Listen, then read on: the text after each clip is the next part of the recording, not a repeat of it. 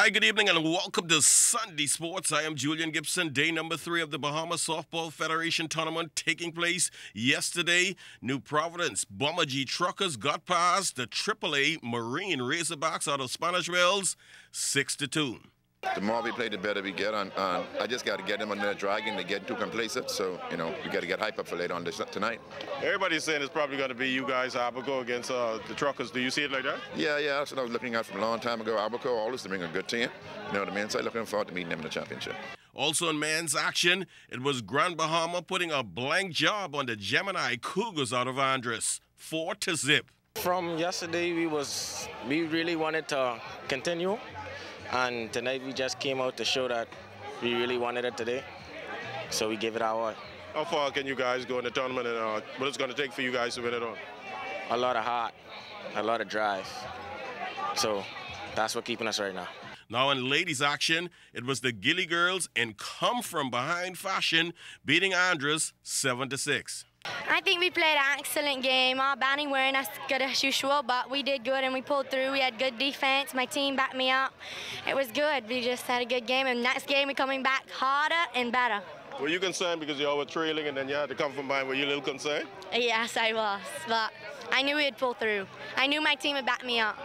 Now, last night the playoffs got started. 3 versus 4 matchup. Spanish Wells Gilly Girls, the number 3 team, beating the Andres Navigators 10-1.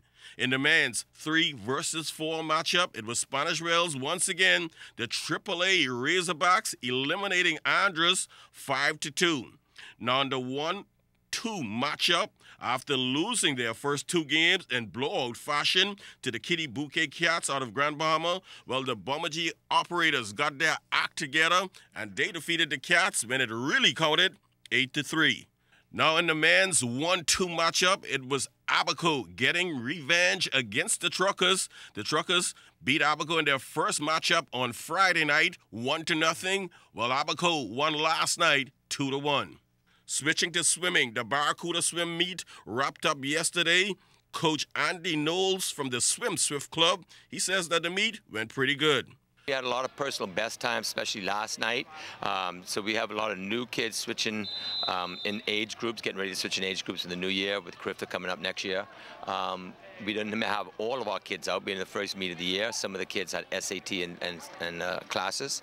But on the whole, our kids did a good job in dropping their times.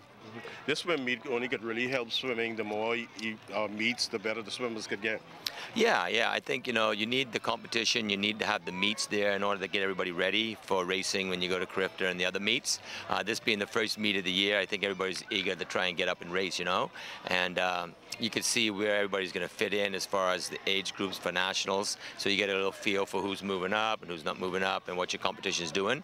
But on the whole, our kids dropped their times a whole lot, so that was good. And finally in sports, the Anglican Church Track and Field Classic took place yesterday, and to everybody's surprise, representing St. Matthew's Church, 916 showed up. That's right, our very own Chris Saunders warming up for the 2016 Olympics. With only 7 competitors in the event, Chris would end up in 9th position. Chris' distance in the shot put, a minute, microscopic 9 inches. Well, that's all the time for sports on a Sunday. Once again, I'm Julian Gibson. Stay tuned. Your better forecast is still to come.